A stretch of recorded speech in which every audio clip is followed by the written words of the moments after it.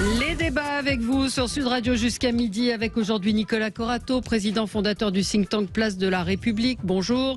Bonjour Valérie. Thomas Elexhauser, délégué national Les Centristes et conseiller départemental de l'Eure. Bonjour à vous. Samuel Lafont, porte-parole de Reconquête, le parti d'Éric Zemmour, et vous êtes également en charge du numérique. Bonjour Valérie. Bonjour. Et Fatima Elouazi, adjointe au maire de Rueil-Malmaison et fondatrice de Politiquel. Bonjour à vous. Bonjour Valérie. Merci d'être là. Et Gilles Gansman qui est là pour le zapping de la présidentielle. Gilles, on y passe.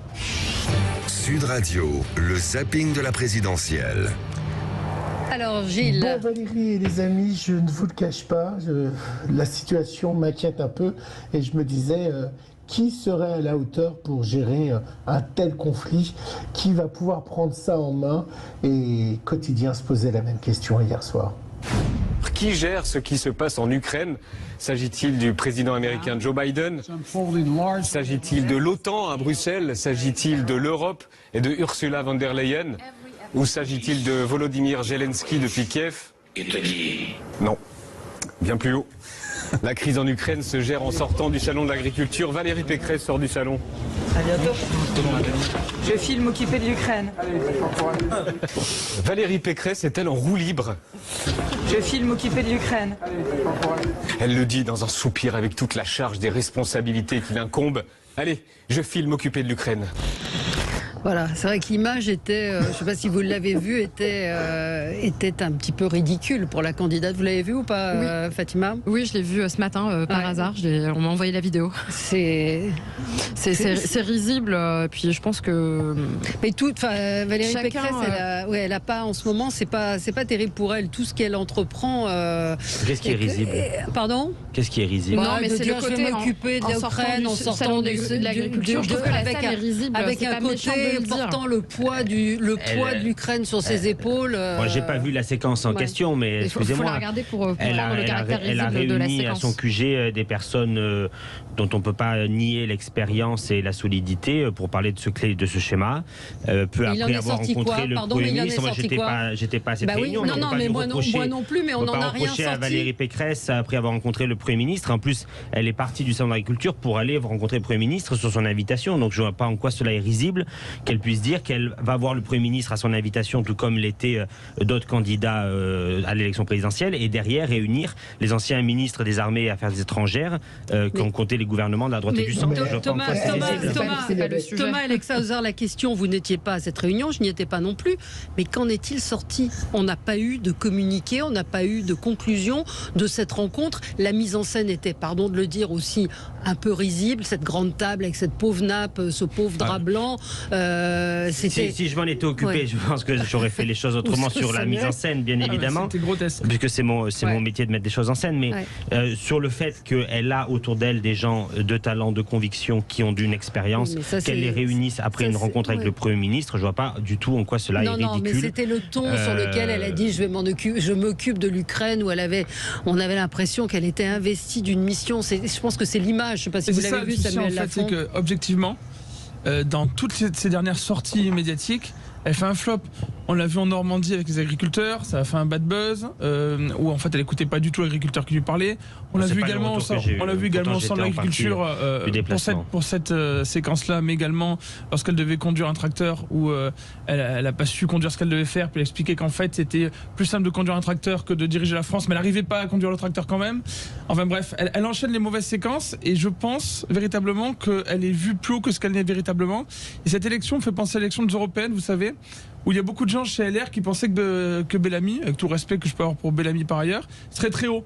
Et tout le monde les expliquait chez LR que Bellamy serait très haut, qu'il n'y aurait pas de problème, qu'il ferait un grand score. Et en fait, il a fini très bas.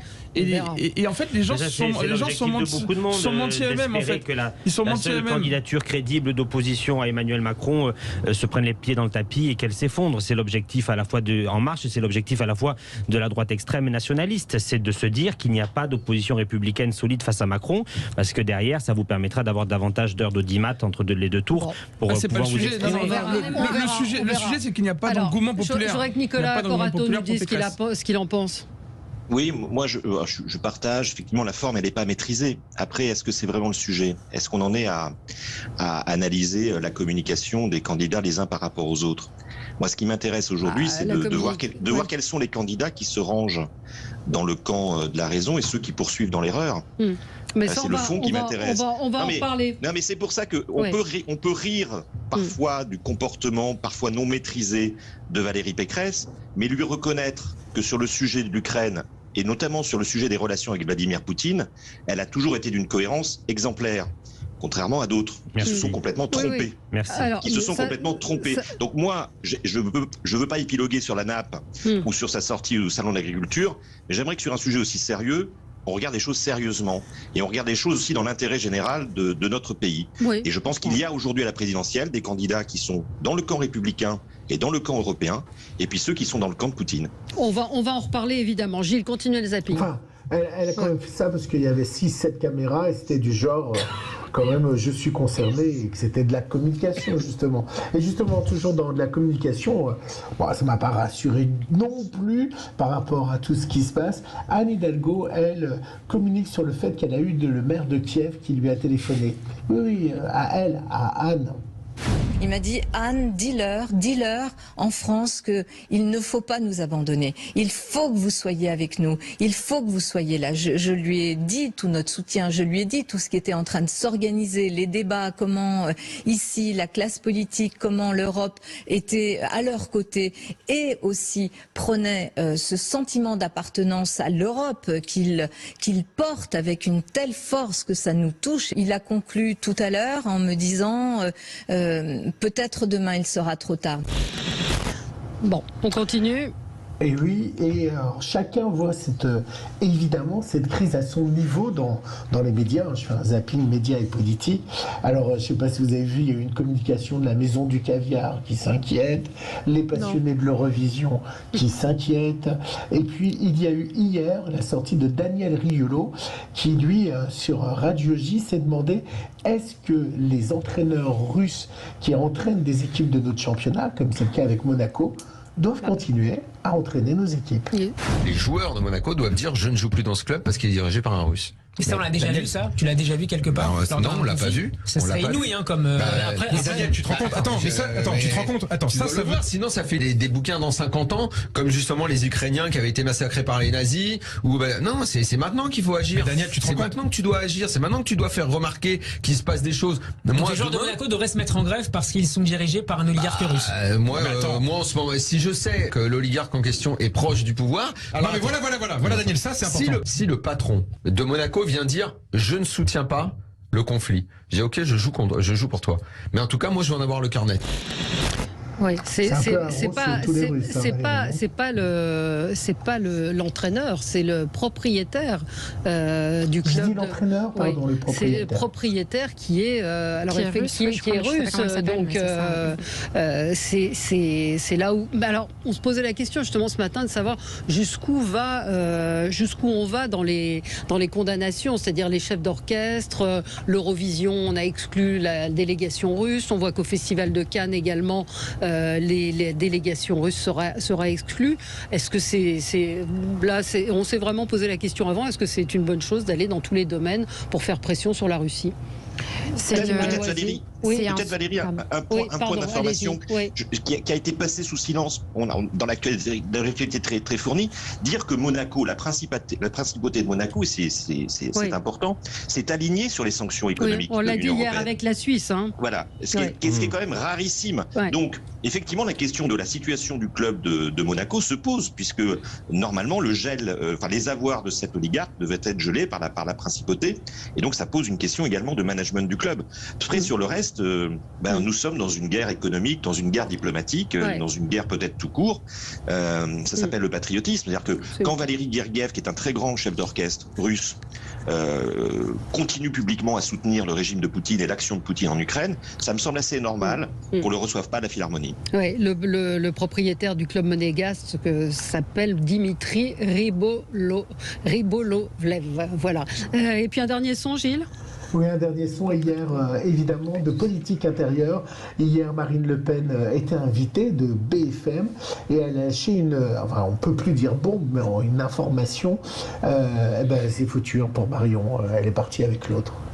Les articles autour d'un possible ralliement de Marion Maréchal. Vous pouvez enlever possible. Vers Éric Zemmour, oui, pour vous c'est fait, c'est réglé ça. Oui, je pense que c'est une question de jour.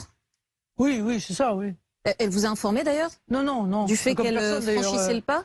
Non, mais comme personne, je sais pas, j'ai changé de numéro de téléphone il n'y a pas très longtemps, c'est peut-être ça en réalité. Quand est-ce que vous avez parlé la dernière fois, Madame Le Pen? Non, mais ça vous regarde pas, ça, Nathalie. Vous voyez, ça relève de ma vie personnelle. Mais il y a un moment donné, si vous voulez, où... Ça nous intéresse dans la mesure où on parle d'alliance politique. Eh bien, je suis heureuse que ça vous intéresse, mais vous n'aurez pas de réponse. Et est-ce que ça vous attriste que Marion Maréchal rejoigne Éric Zemmour comme vous nous l'annoncez ce soir? Bah oui, ça m'attriste, bien sûr. Voilà, c'est la fin du zapping. Évidemment, on va revenir sur l'Ukraine, la Russie, l'Europe entre dialogue et fermeté. Et puis Emmanuel Macron qui sera ce soir sur BFM pour une allocution. Apparemment, non, c'est pas ça, je me suis trompée. Mercredi à 20h. C'est aujourd'hui, mercredi. Oui, c'est ça. Oui, j'ai dit ce soir, j'ai dit quoi? Non, c'est moi. Bon, alors c'est pas ça. On se retrouve dans un instant avec vous sur Sud Radio. Les débats avec vous, avec Nicolas Corato, président fondateur du think tank Place de la République, Thomas Elexhauser, délégué national Les Centristes et conseiller départemental de l'Eure, Samuel Lafont, porte-parole de Reconquête, donc le parti d'Éric Zemmour, et Fatima El Ouazdi, adjointe au maire de Rueil-Malmaison et fondatrice de Politique L.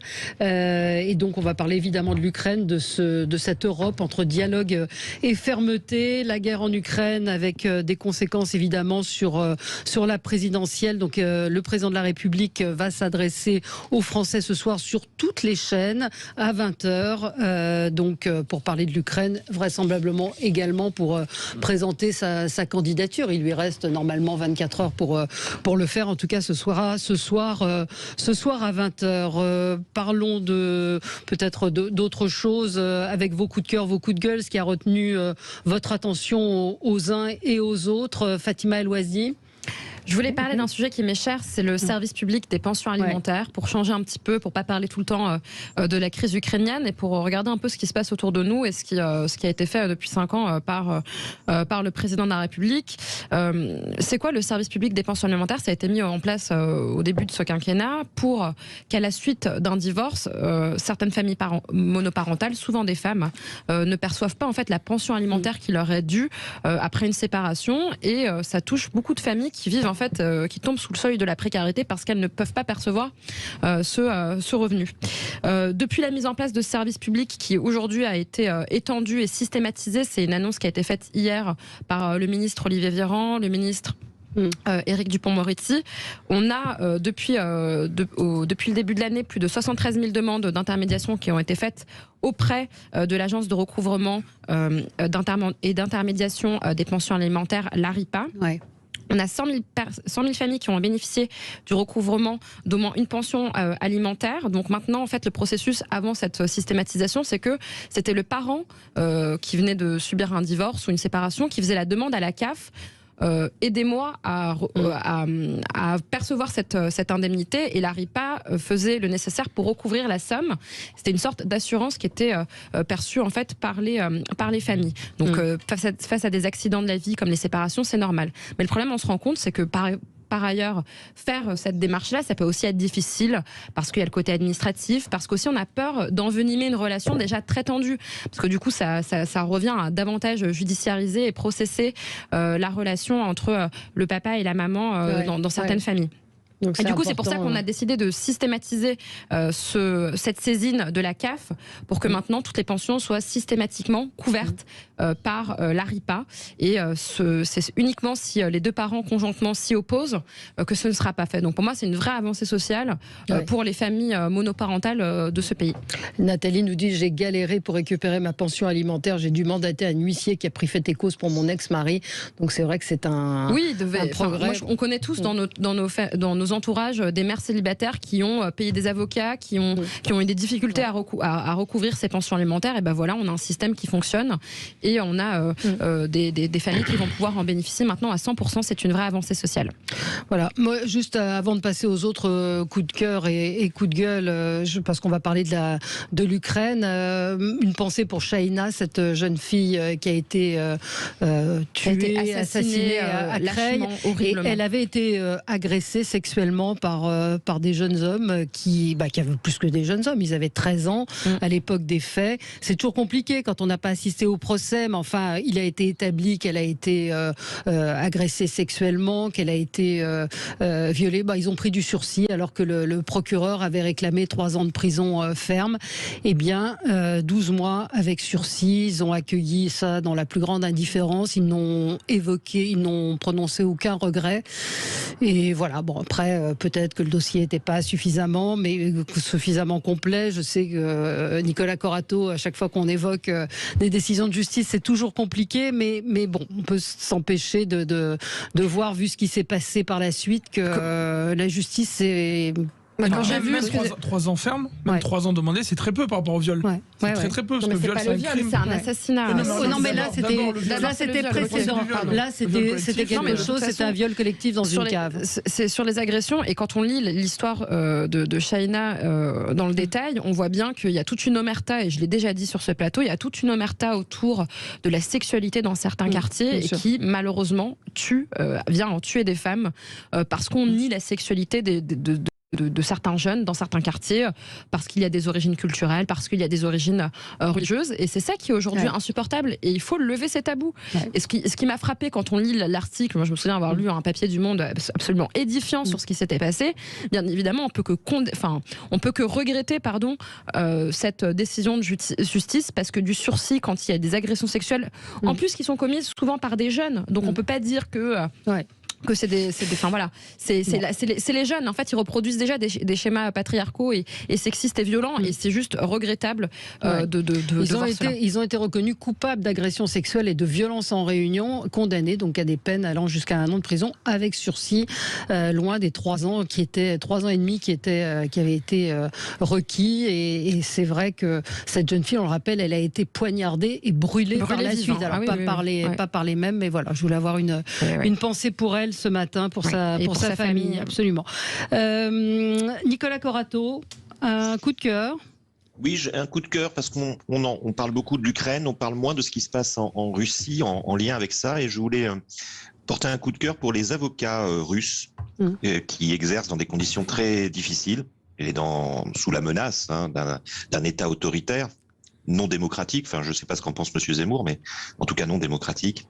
Et un certain nombre de ces avocats, de manière très courageuse, ont publié une tribune demandant la cessation de l'invasion et de la guerre par la Russie à l'Ukraine, demandant le rétablissement de l'état de droit et demandant au Kremlin de se conformer au droit international. Ce ne sont pas n'importe quels avocats, ce sont parmi les principaux dirigeants des fédérations qui représentent les avocats en Russie. Il y a plusieurs organisations, ce sont des grands pénalistes, ce sont des voix qui comptent en Russie et qui aujourd'hui, il faut le dire, voient leur vie menacée, leur exercice menacé de par cette prise de position.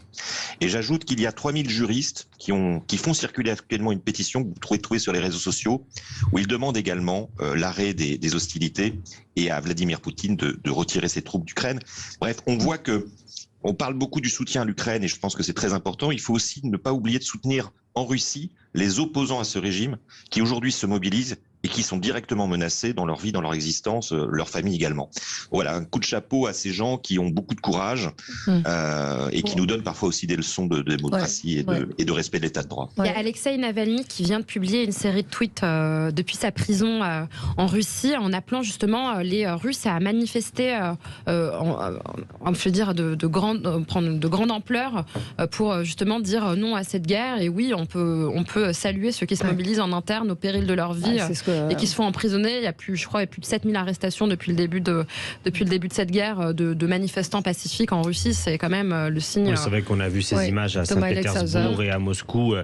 de gens extrêmement courageux, manifestant ou même plus discrètement déposant des fleurs sur certains monuments de ces deux villes, notamment Moscou et Saint-Pétersbourg, et qu'en effet c'est faire preuve d'un grand courage que de défier l'autorité du pays, les sanctions et les forces de l'ordre, et de sortir dans la rue. Et donc en effet on peut se réjouir du courage de certains Russes qui, connaissant ce qui se passe, parce que malheureusement tous les Russes ne sont peut-être pas conscients de l'intégralité de la situation, ont pris leur courage en main.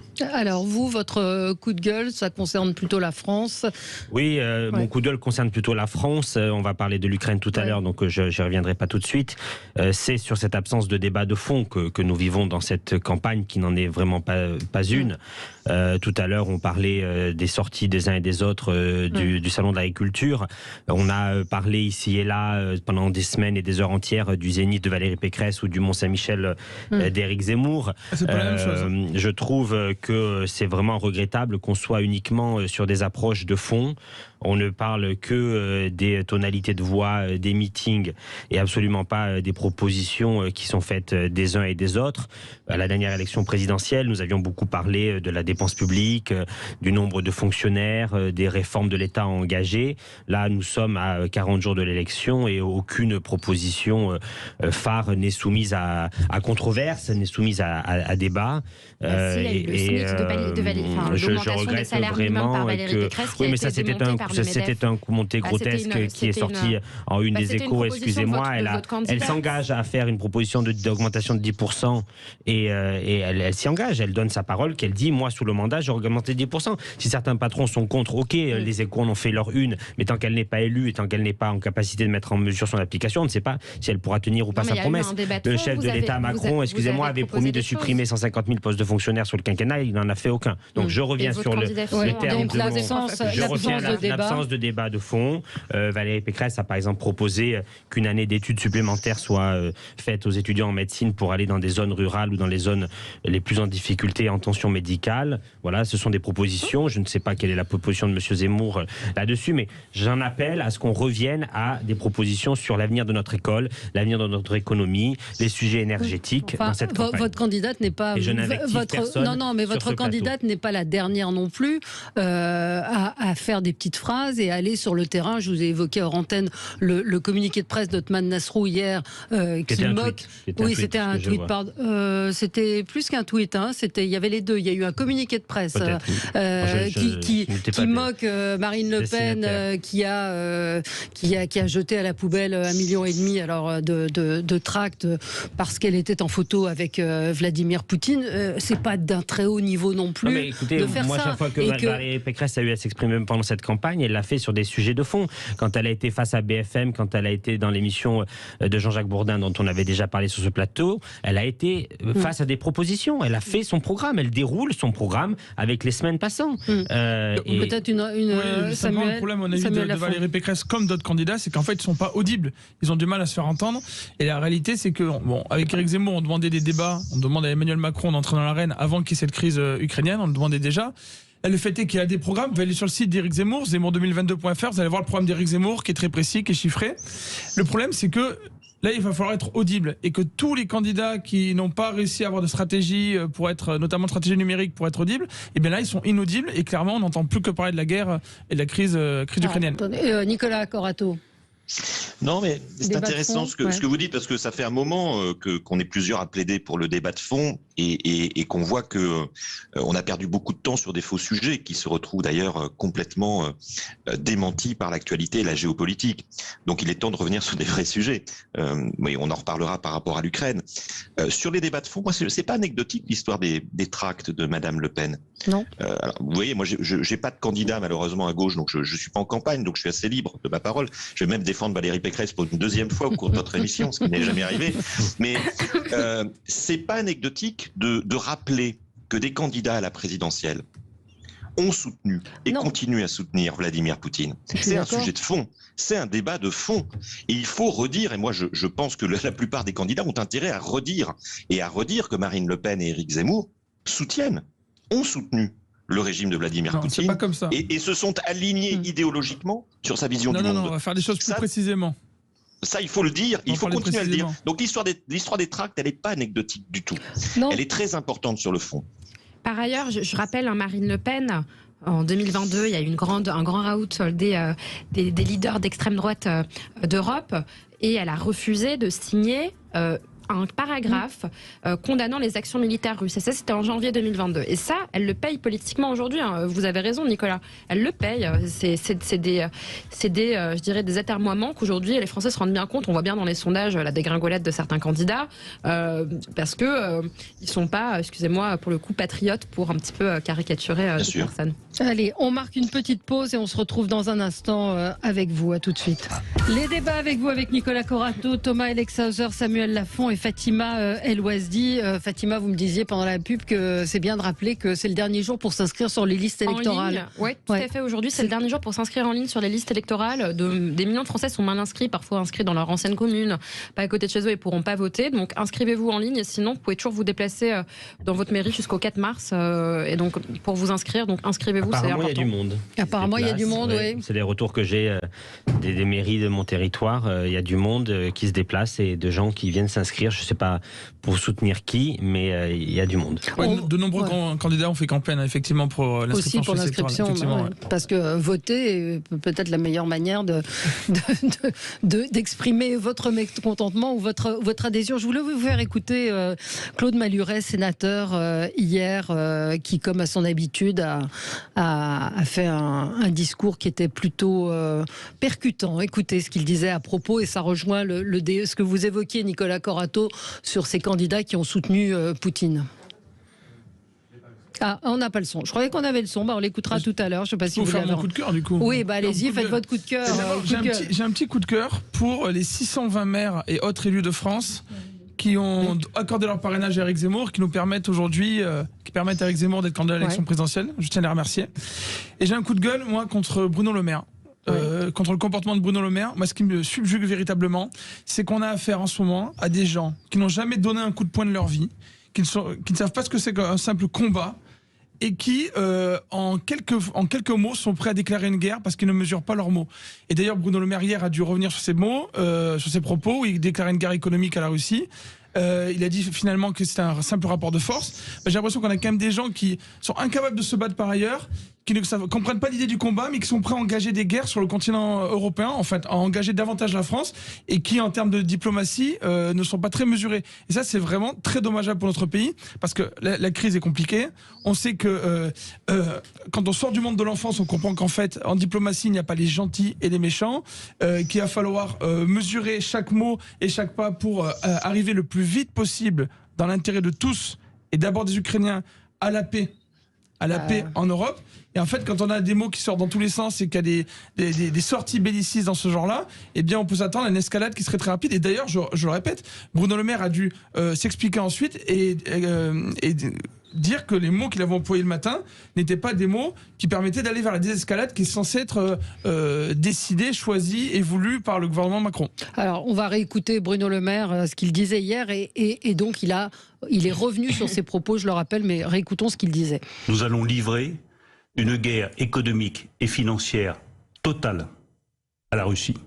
À la Russie, à Vladimir Poutine, à son gouvernement, mais le peuple russe en paiera aussi les conséquences. Soyons clairs, nous voulons viser le cœur du système russe, nous visons Vladimir Poutine, nous visons les oligarques, mais nous visons aussi toute l'économie russe. Nous avons donc préparé un train de sanctions qui sont en cours d'examen actuellement. Je pense qu'on aura les propositions de la Commission européenne ce matin. J'ai eu hier très longuement au téléphone la secrétaire américaine au Trésor. Voilà, bon, c'était effectivement. Qu'est-ce que vous pensez du revirement de Bruno Le Maire, Thomas Elexhauser ? Moi, ce qui m'a interpellé, j'ai écouté en direct ses propos, c'était le prix à payer pour la population russe. Je pense qu'il y ait des sanctions qui forcent et qui visent certaines élites, certaines puissances oligarques russes à pousser Poutine à arrêter ce jeu ignoble, c'est indispensable. Je pense que dans ses propos, il a été maladroit, il s'est repris dans la journée, il a déclaré que ses propos étaient inappropriés, il me semble. Mais en effet, j'ai regretté la tournure de certains mots, puisque la population russe n'a pas à payer le prix spécialement de la situation dramatique que nous vivons et sur laquelle on va revenir tout à l'heure. Nicolas Corato ? Oui, je pense que de toute façon, on est dans une phase où les mots ont du sens et vont alterner entre des mots extrêmement forts et violents et puis une diplomatie qui revient. Vous le disiez, enfin, on est dans une situation où on alterne les sanctions avec le dialogue. Mais je pense qu'il faut marcher sur ces deux jambes. Donc, je suis pas étonné ni du revirement, je suis pas choqué. En revanche, je suis un peu sidéré de l'argument de Samuel Lafont sur depuis quand est-ce qu'il faudrait que des hommes politiques soient aguerris au combat ou est déjà combattu. Ah mais je vais vous expliquer. Ah non, attendez, laissez-moi finir. Laissez-moi finir, parce que c'est intéressant ce que vous dites. Finalement, on a l'impression que on devrait porter au pouvoir là maintenant des militaires. C'est ce que j'entends, ou d'anciens militaires, ou de gens qui ont fait la guerre. Parce que vous savez, pour faire la guerre et notamment pour faire la paix, ça se fait moins avec des coups de poing qu'avec l'esprit. Et moi, je trouve qu'il nous faut peut-être plus d'intelligence, moins de démonstration de force. Je suis quand même assez étonné de ce champ rhétorique qui est le vôtre et de cette fascination que vous avez pour la force, qui me semble absolument délirante dans une démocratie et qui me semble beaucoup plus proche de la fascination qu'exerce Vladimir Poutine plutôt que de la fascination que devrait exercer sur vous, qui est un démocrate, j'en doute pas, finalement les hommes politiques que nous élisons. Et je pense que c'est assez grave finalement d'imaginer ou de... Vous voyez, parce que par exemple, ça veut dire qu'une femme ne pourrait pas régler, qui a peut-être moins l'habitude de combattre que des hommes, c'est souvent comme ça sociologiquement, quoique, ne pourrait pas accéder à des hautes fonctions et représenter la France, y compris dans le concert des nations. Non, écoutez, je suis très étonné de votre argumentaire. Je pense que vous êtes un peu à court d'arguments, mais celui-là me sidère. L'idée, non, ce qui est sidérant, en fait, c'est d'entendre des gens déclarer la guerre comme ça. On a un ministre... C'est qui a déclaré la guerre? Est-ce que c'est M. Poutine qui envoie des troupes? Excusez-moi, est-ce que c'est M. Poutine qui envoie des troupes? Mais ce n'est pas la même chose. Pour une opération de maintien de la paix. Non mais monsieur, on vous sait être assez poutinolâtre. Mais arrêtez de dire n'importe quoi. Attendez, pas tous en même temps. Vous êtes russophile depuis de nombreuses années, monsieur. Simplement qu'il faut faire la guerre au peuple russe. Et effectivement, si c'était pas trompé, il serait pas revenu en arrière. De fait, les sanctions économiques qui ont été Même Bruno Le Maire a reconnu son erreur. Même Bruno Le Maire a reconnu son erreur. Ce que vous ne comprenez pas, monsieur Corato, c'est qu'en fait, on a des gens. Ce que je vous explique très simplement, c'est qu'on a des gens qui ont du mal. Et c'est le cas du gouvernement Macron, parce qu'aujourd'hui, pour soutenir Macron, il ne faut pas comprendre la situation que vivent les Français en termes d'insécurité. On a des gens qui refusent de voir l'insécurité sur notre territoire. On a des gens qui sont incapables. On a des gens qui sont incapables de comprendre la situation que vivent tous les Français au quotidien, simplement quand ils sortent de chez eux, qui peuvent avoir peur, mais qui, dans le même temps, sont capables de déclarer la guerre à tout un peuple, parce que c'est ce qui a été fait. C'est ce qui a été fait. Mais Bruno Le Maire hier, je suis très clair. Est-ce que c'est M. Poutine qui a envoyé des troupes? Est-ce que c'est M. Poutine qui bombarde? C'est Vladimir Poutine qui est responsable de cette guerre. Et Bruno Le Maire hier a fait une erreur. Et d'ailleurs, il n'aurait pas dû faire cette erreur. Il a fait son erreur et il l'a reconnu. Il l'a reconnu. Il a reconnu que les propos n'étaient pas légaux. Alors vous êtes sur la même ligne que Jean-Luc Mélenchon finalement. Pourquoi? Vous allez écouter. Je vais vous faire écouter ce qu'il disait hier à l'Assemblée nationale sur le côté va-t-en guerre du gouvernement. Je vous le fais écouter dans un instant, juste après cette courte page de pub. Avec vous sur Sud Radio pour parler évidemment de l'Ukraine, de la Russie, de la France également. On vient d'apprendre qu'Emmanuel Valls et Jean-Pierre Raffarin, deux anciens premiers ministres, rejoignaient Emmanuel Macron, le soutenaient pour l'élection présidentielle. Donc on verra ce soir comment le président de la République va gérer à la fois un discours sur l'Ukraine et la nécessité de dire qu'il est candidat. Ou alors, ça va être intéressant à voir. Ce sera ce soir sur toutes les chaînes à suivre, évidemment. Alors, l'Ukraine, la Russie, l'Europe entre dialogue et fermeté, c'est un peu un prolongement de notre débat avant la pub. Je vous disais, Samuel Lafont, que vous étiez sur la même ligne que Jean-Luc Mélenchon. Écoutez ce qu'il disait hier, c'était à l'Assemblée nationale. Méfions-nous des solutions improvisées et des conforts de posture. Les moyens que nous employons ne doivent jamais pouvoir se retourner contre nous. Pourtant, je regrette que l'Union européenne ait décidé de, je cite, fournir des armements nécessaires à une guerre. Cette décision ferait de nous des co-belligérants. Un engrenage s'enclenche. Avec quelle légitimité? Quand notre Parlement l'a-t-il décidé? Pourquoi avoir rompu ce que le commissaire Borrell a lui-même qualifié de tabou de l'histoire de l'Union, à savoir ne jamais fournir d'armes à des belligérants. Merci Valérie pour ce passage, parce que justement dans les situations de crise comme ça, on voit qu'il y a des arguments qui sont transpartisans. Et on a vu de nombreuses voix s'élever en expliquant aux bellicistes qu'il fallait qu'ils se calment, parce qu'en fait, leurs mots auront des conséquences. Et effectivement, là, je pense qu'il y a des choses importantes qui ont été dites, qui doivent être discutées. Si la France, il y a un choix à faire, si la France veut être indépendante et proposer une solution de paix entre l'Ukraine et la Russie, elle ne peut pas être directement engagé dans le conflit. En tout cas, c'est beaucoup plus compliqué. Mais il y a un choix à faire. Et donc ça, il faut au moins qu'on puisse en discuter. Parce que s'il y a une excitation et qu'on sort de la rationalité pour engager la France davantage qu'on aurait souhaité qu'elle le soit, mais on peut en discuter, et bien derrière, c'est difficile de reculer. Mais il faut d'abord qu'on en discute et qu'on sache véritablement ce qu'on veut et quelle est la meilleure solution pour obtenir, encore une fois, la paix le plus rapidement possible. Alors, je vous fais écouter la réponse d'une certaine manière de Nathalie Loiseau, qui était l'invitée ce matin du Grand Matin Sud Radio, ce qu'elle répond à Jean-Luc Mélenchon. Vous parlez de Jean-Luc Mélenchon, vous avez raison. Je vous renvoie à l'interview de Madame Le Pen hier soir, qui dit la même chose, qui dit « Pas de livraison d'armes, ça ferait de nous des belligérants ». Je ne peux pas entendre Jean-Luc Mélenchon, qui était très content quand on aidait les Kurdes, dire qu'il ne faudrait, et qu'on livrait des armes aux Kurdes, qu'il ne faudrait pas livrer des armes à l'Ukraine. Je vais vous dire une chose, Jean-Luc Mélenchon, en 2015, après l'annexion de la Crimée, après la déstabilisation du Donbass par le même Vladimir Poutine, refuser de l'aide civile à l'Ukraine, refuser une coopération scientifique avec l'Ukraine au motif que c'était des néo-nazis. C'est le perroquet des Russes sur l'Ukraine. Je ne sais pas s'il est anti-Poutine, ce que je sais c'est qu'il est anti-Ukraine.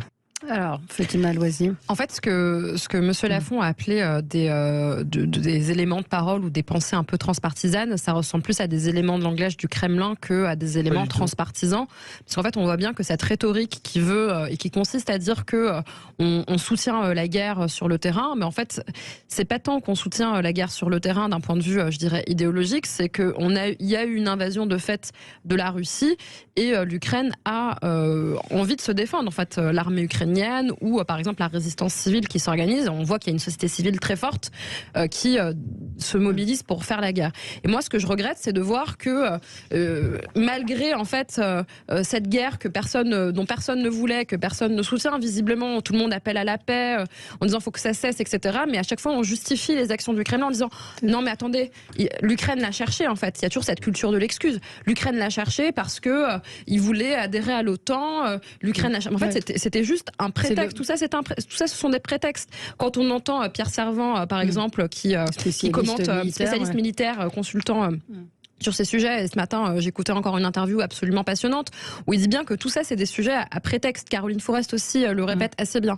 Et on voit bien que, voilà, aujourd'hui, on est dans un espèce de point. On n'a pas une situation de point de non-retour, quoi. C'est-à-dire qu'on a du mal à voir comment ça peut ça ne peut ne pas s'enliser davantage quand on voit que Kiev est sur le point d'être assiégé, etc.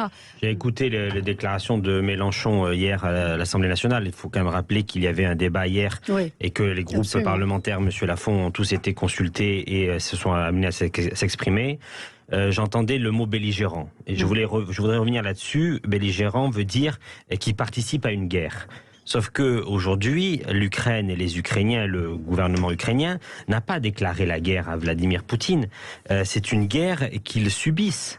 Et aujourd'hui, ce dont il est question, c'est de savoir quelle réponse on y apporte. J'ai trouvé que l'Union européenne avait donné un visage très fort le dimanche soir par la voix de Ursula von der Leyen quand elle a pris la parole au nom des 27 de manière totalement unie, y compris même la Hongrie n'est pas allée contre la position de l'Union européenne dimanche soir. Et j'étais très fier d'être moi-même membre de l'Union européenne et pro-européen dans cette déclaration, parce qu'on voyait que l'Europe apportait une puissance. Et sur la livraison des armes, qu'il y ait des besoins de contrôler la destination, les moyens de livraison pour éviter bien sûr que ces armes tombent entre les mains des Tchétchènes ou tombent entre les mains des forces russes. C'est tout à fait normal, et qu'il y ait du débat et que les oppositions s'expriment, c'est normal. Mais de là à accuser le peuple ukrainien alors que le peuple ukrainien n'est que victime d'une invasion d'un acte de guerre qui s'est fait contre eux par un dirigeant européen dont M. Zemmour voulait une copie pour la France. M. Zemmour a quand même dit « j'espère un Poutine français ».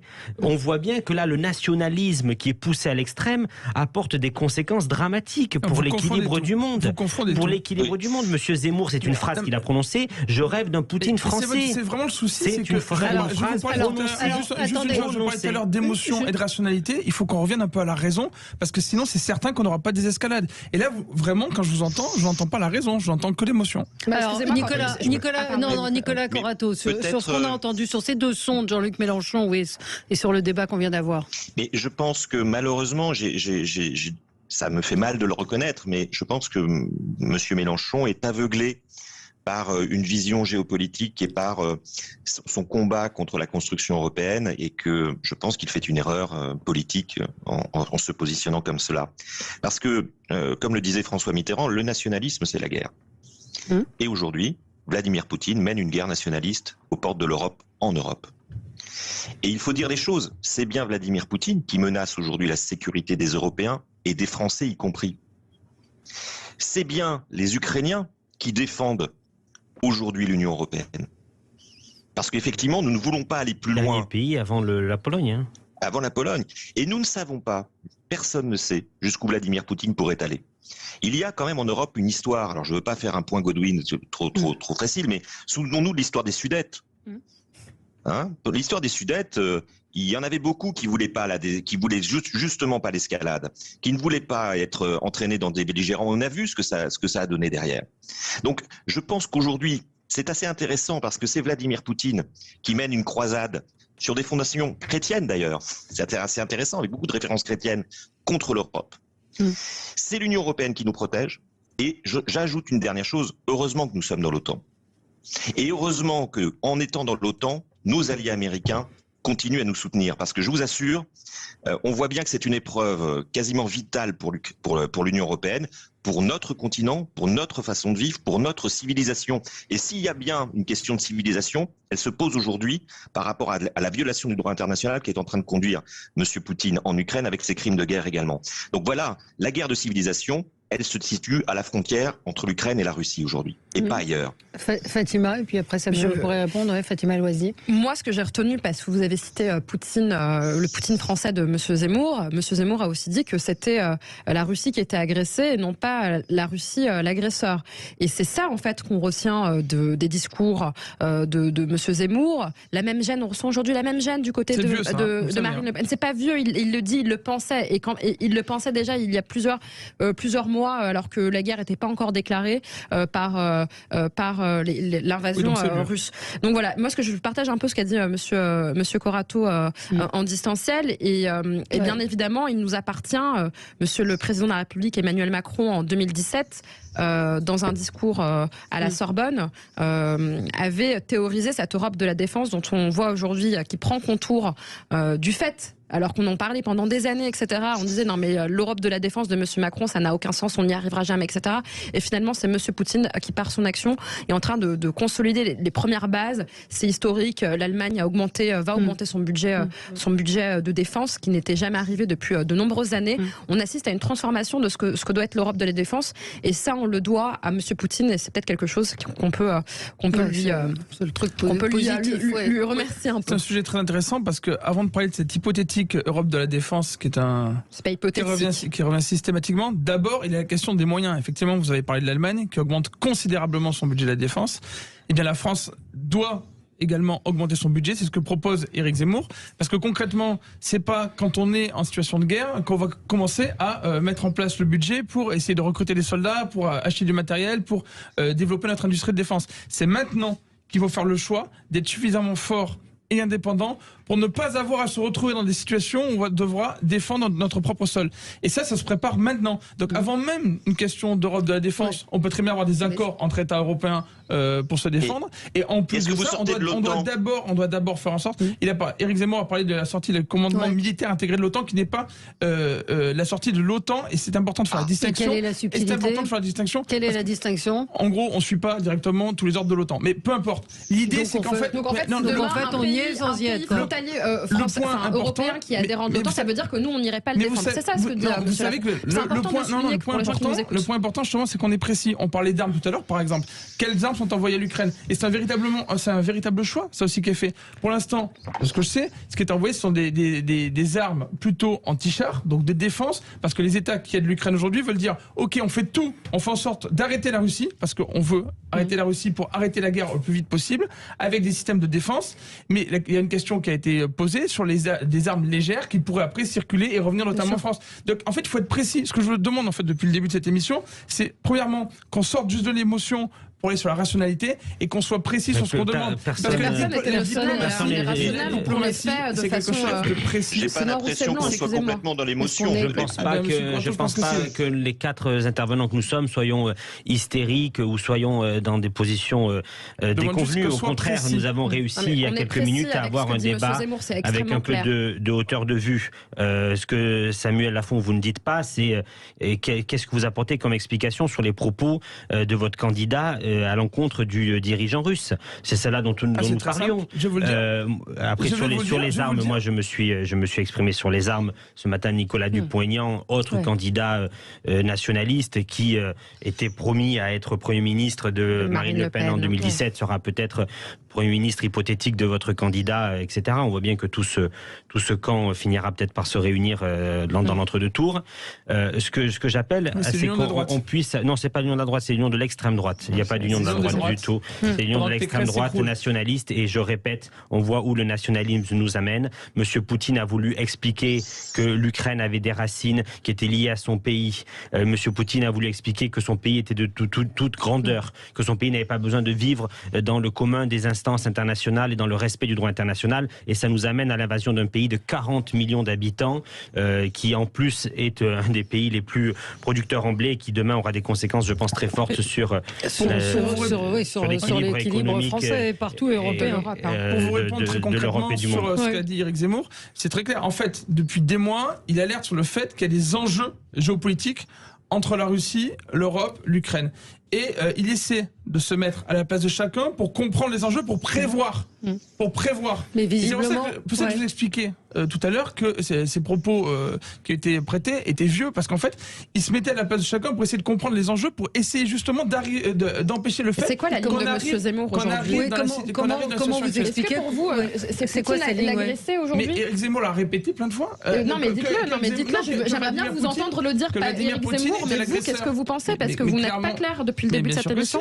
Vous n'êtes pas clair. Éric Zemmour a dit que Vladimir Poutine est l'agresseur, qu'il faut faire en sorte de mettre fin à la guerre le plus vite possible. D'ailleurs, Éric Zemmour, c'est le seul à avoir fait un meeting spécifique sur la paix à Chambéry, avec un grand discours sur la paix. J'invite tous les auditeurs de Sud Radio à aller voir ce discours, parce qu'il a expliqué très concrètement comment on peut retrouver la paix le plus vite possible maintenant et préparer la paix pour le continent européen pour les années à venir. Excusez-moi, Nicolas, et après je vous laisse parler, je suis désolée.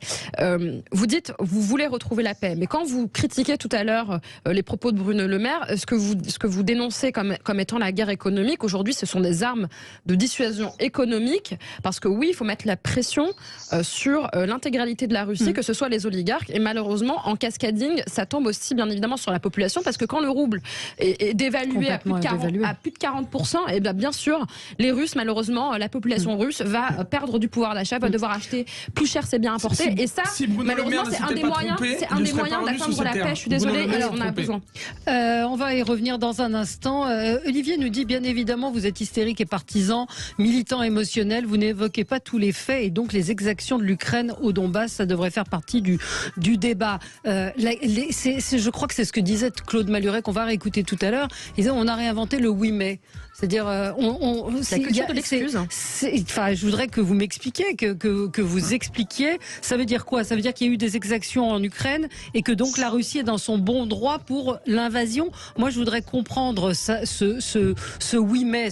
Évidemment, on l'a dit que l'Ukraine qu'il y a eu de la corruption, que c'est un pays dans lequel il y a des milices, etc., qu'il n'y a pas les bons et les méchants d'un côté, sauf qu'il y a l'invasion tout de même d'un pays par un autre. Donc, je voudrais comprendre ce 8 mai. On marque une pause et on se retrouve dans un instant. Les débats avec vous jusqu'à midi. Je vais vous faire écouter quand même Claude Malhuret hier au Sénat. Écoutez. Vladimir Zemmour, Joseph Vissarionovitch Mélenchon et Anastasia Le Pen sont depuis longtemps les généraux en chef de cette 5e colonne. Mais leurs dernières déclarations atteignent des sommets. Mélenchon le 18 janvier dernier, qui ne ferait pas la même chose avec un voisin pareil, un pays lié à une puissance qui les menace continuellement. Le Pen, mon point de vue sur l'Ukraine coïncide avec celui de la Russie. Zemmour, il faut arrêter de faire de Poutine l'agresseur, c'est Poutine l'agressé. Poutine est l'allié qui serait le plus fiable. Depuis que tout le monde a compris leur mensonge, ils ont réinventé le oui mais. Ils condamnent, car ne pas le faire serait un suicide électoral, mais ils ne changent pas d'avis. Tout est de la faute de l'Occident, surtout pas de sanctions et attention à la 3e guerre mondiale. Mélenchon, jeudi dernier, continue ses bobards. Je n'ai jamais soutenu Poutine, jamais. Le pire, c'est Zemmour, le 3 fois condamné pour racisme, qui crache sur les résistants ukrainiens et sur les réfugiés, qui donne des leçons de patriotisme, lui qui, après s'être soustrait au service militaire, n'a pas hésité à se rendre samedi sur le plateau des Glières. Ses propos souillent les tombes des maquisards. Voilà, bon, on va s'arrêter là. On aimerait que Claude Malhuret nous parle des EHPAD, hein, d'accord? Ça, c'est vraiment le bad buzz qui est en train de se prendre en retour de flamme. C'est quoi le lien? Regardez sur Internet, beaucoup de gens en parlent, apparemment il y avait des responsabilités dans les EHPAD et on n'a pas beaucoup entendu faire des grands discours à l'Assemblée nationale, alors qu'on a vu, et là c'est transpartisan, ce que vivaient nos anciens dans bien des EHPAD en France. Oui, mais c'est pas la réponse à ça. Nicolas Corato. Pourquoi répondre par une attaque personnelle à des arguments de fond qui sont intéressants? Non, il fait des attaques personnelles. Ce que montre Claude Malhuret, c'est quand même... Moi, je ne peux pas ne pas m'empêcher de penser à l'esprit munichois. Et ce que nous montre cette séquence aujourd'hui, c'est que vous nous avez bassinés les uns et les autres, pardonnez-moi de l'expression, depuis des mois, sur le patriotisme. Et en fait, les rois et les reines sont nus. Vous n'êtes pas des patriotes, vous êtes des nationalistes. Oui. Et ça fait toute la différence. Et je pense que le grand clivage de cette élection présidentielle, ce ne sera pas entre les populistes et les progressistes comme l'imaginait Emmanuel Macron. Ce sera entre les nationalistes et les patriotes. Et je pense que les Français devront effectivement se poser la vraie question. Est-ce qu'on s'engage dans une voie où la nation française, finalement, s'aligne sur les positions idéologiques de M. Poutine et notre continent va à sa perte? Ou est-ce que, patriotiquement, on resserre les liens sociaux, on resserre nos liens économiques, on resserre nos liens européens, on resserre nos liens avec nos alliés pour sauver notre mode de vie et donc notre civilisation. Et moi, c'est ça qui m'intéresse dans le propos de M. Malhuret, c'est de montrer ce clivage et de revenir sur 6 mois, pardonnez-moi, mais de falsification de l'histoire et du monde dans lequel nous vivons. Moi, je pense que tous les gens qui ont acheté le livre « Le suicide français » devraient le demander le remboursement. Tout est faux. Tout est faux, tout s'effondre. Toute la théorie de M. Zemmour est en train de s'effondrer. La réalité lui donne tort sur toute la ligne. Tout est complètement bidon. C'est pire qu'un bouquin d'Alain Minck. Et je pense que vous serez pas capable de faire une distinction nette entre nationalistes et patriotes ici. C'est assez ridicule de vous entendre. Ce qui est certain, vous parlez des constats d'Éric Zemmour, c'est qu'Éric Zemmour a raison et soutenu par la majorité des Français sur l'insécurité, pour lutter contre l'insécurité.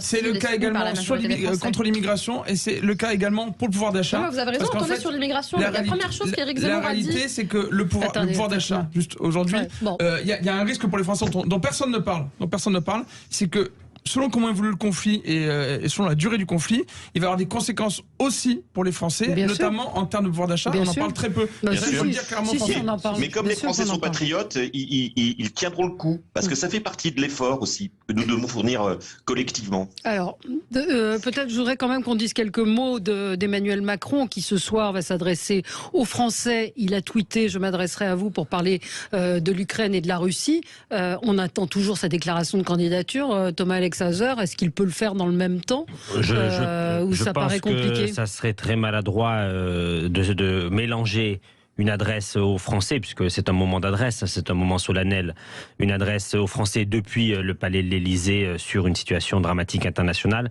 et sa propre candidature qui, je pense, a beaucoup tardé, et qu'il faudra qu'il fasse d'un autre moyen que l'adresse de ce soir. Mais je voudrais également revenir sur la semaine que nous avons vécue, puisque je voudrais quand même vous rappeler que lundi dernier, nous évoquions la possibilité d'un sommet de paix entre Biden et Poutine. C'était lundi dernier. Depuis, nous avons vécu 6 jours de conflit où des villes entières sont bombardées et où des chars par dizaines, voire centaines, déferlent sur un territoire indépendant. Et donc, je trouve que ce constat de cet appel à un sommet de paix qui était annoncé lundi dernier avec la situation que nous vivons aujourd'hui met quand même en lumière un 21e siècle très bousculé où aucun gouvernement ne peut être assuré de n'avoir aucune crise à gérer et où la stabilité du monde est plus que jamais bafouée par cette situation. Et je trouve que on parle beaucoup de ce contexte, mais on oublie la gravité qui fait qu'en quelques jours, l'ordre du monde a basculé. En quelques heures, l'ordre du monde a basculé. Et je voudrais vraiment qu'on se rappelle qu'il y a une semaine, on évoquait l'éventualité d'un sommet de paix et qu'une semaine après, nous sommes en train d'envoyer des armes pour aider un peuple souverain. Voilà. Fatima Loisy, ce soir, ce sera l'Ukraine et la candidature, ou ça vous paraît aussi compliqué? Honnêtement, je ne saurais pas vous dire parce que ce qui est évident et ce qui va se passer, c'est qu'on aura, quoi qu'il arrive, une campagne présidentielle. Si le conflit s'enlise, on aura une campagne présidentielle qui sera bien tournée sur ce sujet de l'Ukraine et de l'invasion russe.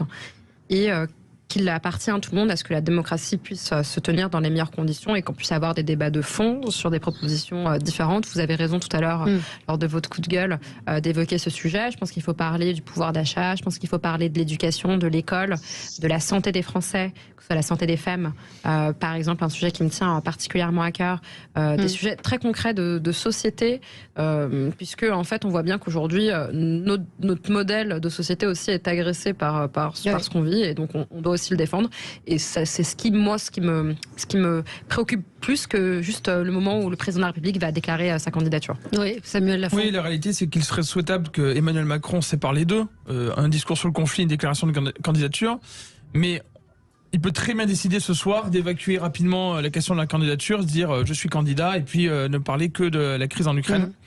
Parce que je pense important, c'est qu'effectivement, si le conflit s'enlise, on va vivre une élection présidentielle à propos du conflit en Ukraine.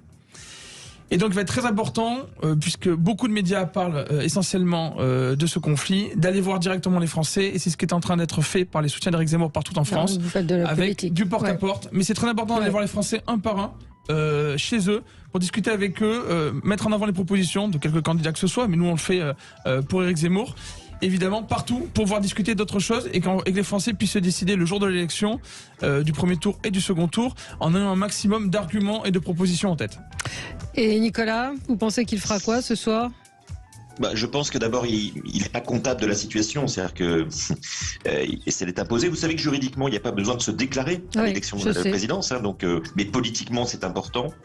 Moi, je pense que de toute façon, il ne peut pas faire autrement que de rassurer les Français sur la continuité, c'est-à-dire que s'il ne parle pas d'élection présidentielle, ça veut dire que d'une certaine manière, il y a un impensé sur la tenue de cette élection. Moi, je pense qu'il faut qu'il rassure en se déclarant candidat et qu'il rassure donc sur le fait que cette élection présidentielle essentiel va bien avoir lieu. Je pense qu'il y a aussi ce sujet-là qu'il ne faut pas éluder.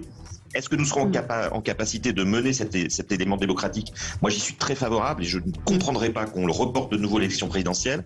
Mais effectivement, ce sujet se pose, il se pose au président de la République. Donc je pense qu'il a un chemin de crête et de responsabilité très intense ce soir. Et moi, je pense qu'il faut qu'il rassure ses électeurs nécessairement, mais plus généralement les Français sur le fait que on peut mener deux choses de front. Merci beaucoup Nicolas Corato. On se retrouve demain et n'oubliez pas le salon de l'agriculture avec Philippe David et les vraies voix ce soir à 17h. Très bonne journée sur Sud Radio.